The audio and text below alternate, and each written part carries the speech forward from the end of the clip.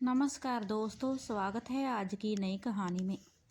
मूसलाधार बारिश हो रही थी और वह अपने कमरे में बैठा झल थल देख रहा था। बाहर बहुत बड़ा लॉन था जिसमें 2 दरख्त थे। उनके सब्ज पत्ते बारिश में नहा रहे थे। उसको महसूस हुआ कि वह पानी की इस यूरिश से खुश होकर नाच रहे हैं। उधर टेलीफोन का एक खंभा गड़ा था। उसके फ्लैट के ऐन सामने। यह भी बड़ा मसरूर नजर आता था। हालांकि उसकी मसरत की कोई वजह मालूम नहीं होती थी। इस बेजान शय को भला मसरूर क्या होना था। लेकिन तनवीर ने, जो कि बहुत मगमूस था, यही महसूस किया कि उसके आसपास जो भी शय है खुशी से नाच गा रही है। सावन गुजर चुका था और बराने रहमत नहीं हुई थी।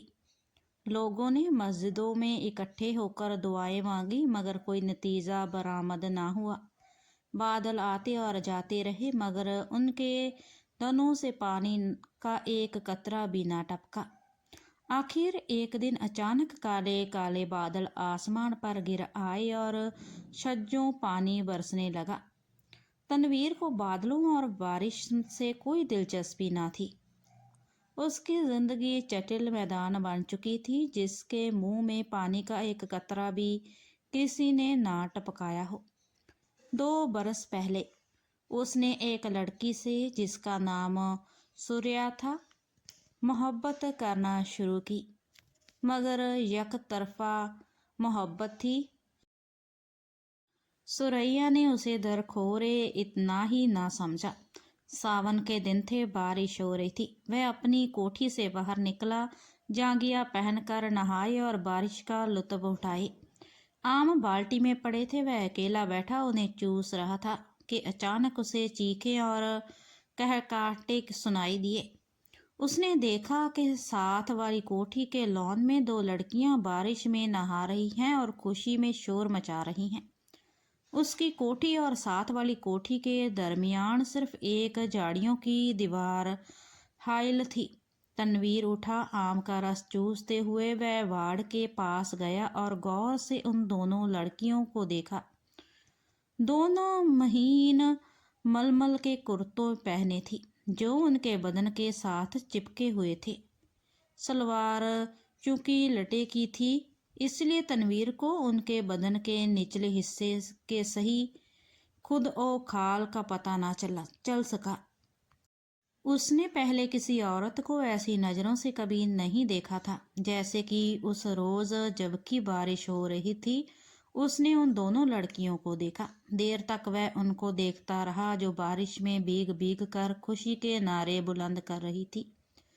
तनवीर ने उनको पहले कभी नहीं देखा था, इसीलिए कि वह तब आन कुछ इस किस्म का लड़का था कि वह किसी लड़की को बुरी नज़रों से देखना गुनाह समझता था। मगर उसने उस रोज बड़ी ललचाई नज़रों से उनको देखा ही नहीं, बल्कि उनके गीले बदन में अंगियारा बनकर बरमे की तरह छेद करता रहा। तनवीर की उम्र उस वक्त 20 वर्ष के करीब होगी। जिंदगी में उसने पहली मर्तबा जवान लड़कियों के शबाब को गीली मलमल में लिपटा देखा तो उसने यूं महसूस किया कि उसके खून में चिंगारियां दौड़ रही हैं। उसने उन लड़कियों में से एक को मुतखब करना चाहा। देर तक वह गौर करता रहा कि एक लड़की बड़ी शरीर थी, उसकी दूसरी उससे कम। उसने सोचा शरीर अच्छी होगी तो उसको शरारतों का सबक दे सकेगी। यह शरीर लड़की खूबसूरत थी। उसके बदन में आजा भी बहुत मुनासिब थे। बारिश में नहाती जलपरी मालूम होती थी। थोड़ी देर के लिए तनवीर शायर बन गया। उसने कभी इस तौर पर नहीं सोचा था, लेकिन उस लड़की ने, जिसका कुर्ता दूसरी के मुकाबले में बहुत ज़्यादा महीन था, उसको ऐसे शेर याद करा दिए जिनको अरसा हुआ भूल चुका था।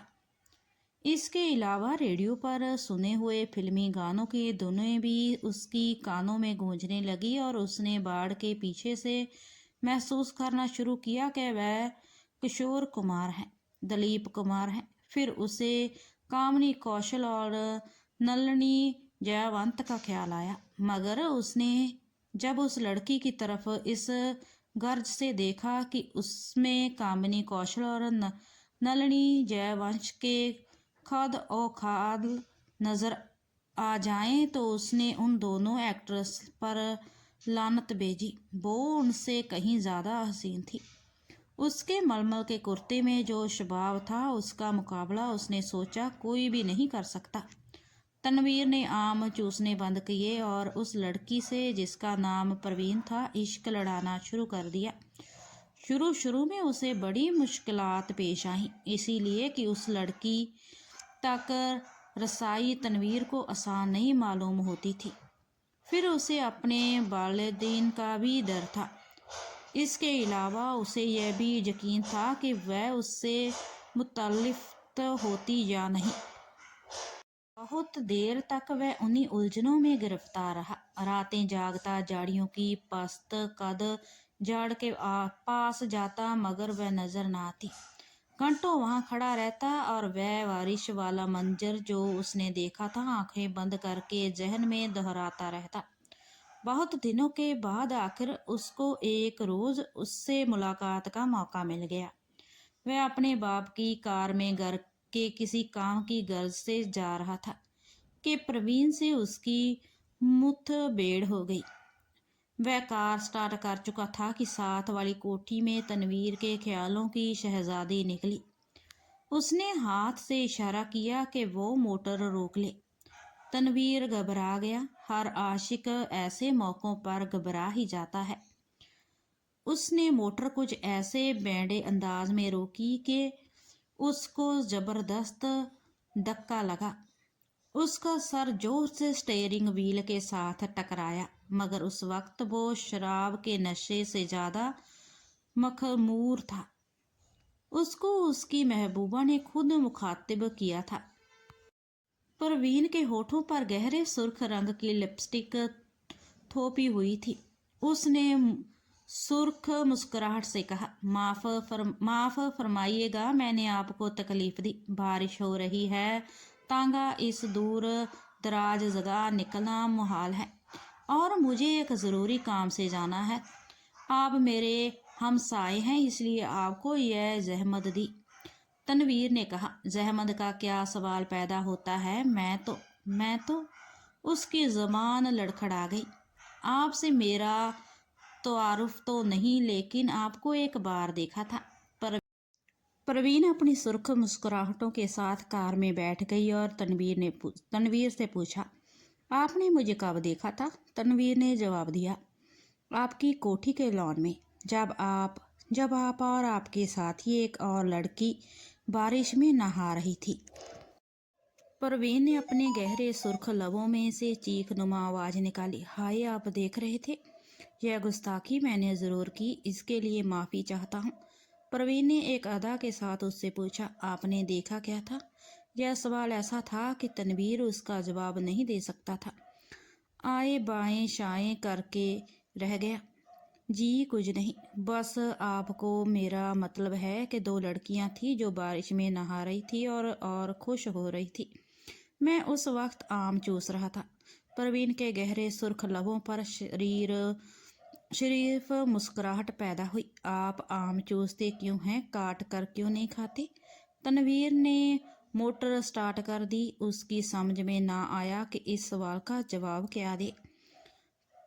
चुनाचे वह गोल कर गया, आपको मैं कहाँ ड्रॉप कर दूँ? परवीन मुस्कुराई, आप मुझे कहीं भी ड्रॉप कर दें, वही मेरी मंजिल होगी। तनवीर ने यूं महसूस किया कि उसे अपनी मंजिल मिल गई है। लड़की जो उसके पहलू में बैठी है अब उसी की है, लेकिन उसमें इतनी जुर्रत नहीं थी कि वह उसका हाथ दबाए या उसकी कमर में 1-2 सेकंड के लिए अपना बाजू हमायल करे। बारिश हो रही थी, मौसम बहुत खुशगवार था। उसने काफ़ी देर सोचा। मोटर की रफ्तार उसके ख्यालात के साथ साथ तेज होती गई। आखिर उसने एक जगह उसे रोक दिया और اس کو ایسا محسوس ہوا کہ وہ کوئی بہت ہی لذیذ آم چوس رہا ہے۔ پروین نے کوئی مزاحمت نہ کی، لیکن فوراً تنویر کو یہ احساس بڑی شدت سے ہوا کہ اس نے بڑی ناشائستہ حرکت کی ہے، اور غالباً پروین کو اس کی یہ حرکت پسند نہیں آئی۔ چنانچہ ایک دم سنجیدہ ہو کر اس نے کہا، آپ کو کہاں جانا ہے؟ پروین کے چہرے پر یوں خفگی کے کوئی آثار نہیں تھے، لیکن تنویر یوں محسوس کر رہا تھا جیسے وہ اس کے خون کی پیاسی ہے۔ پروین نے اسے بتا دیا کہ اسے کہاں جانا ہے۔ جب وہ اس جگہ پہنچا تو اسے محسوس ہوا کہ وہ رنڈیوں کا چکلا ہے۔ جب اس نے پروین کو موٹر سے اتارا تو اس کے ہونٹوں پر گہرے لال رنگ کی مسکراہٹ بکھر گئی تھی۔ اس نے کولہے مٹکا کر ٹھیٹھ قصبیوں کے انداز میں اس سے کہا، شام کو میں یہیں ہوتی ہوں، آپ کبھی بھی ضرور تشریف لائیے۔ تنویر جب پونچکا ہو کر اپنی موٹر کی طرف بڑھا تو اسے ایسا لگا کہ وہ بھی ایک قصبی عورت ہے جس سے وہ ہر روز چلاتا ہے۔ اس کی لال بتی لپسٹک ہے جو پروین کے ہونٹوں پر تھوپی ہوئی تھی۔ وہ واپس اپنی کوٹھی چلا گیا۔ بارش ہو رہی تھی اور تنویر بہت مغموم تھا۔ اس کو ایسا محسوس ہوا کہ اس کی آنکھوں سے آنسو بارش کے قطرے بن کر ٹپک رہے ہیں۔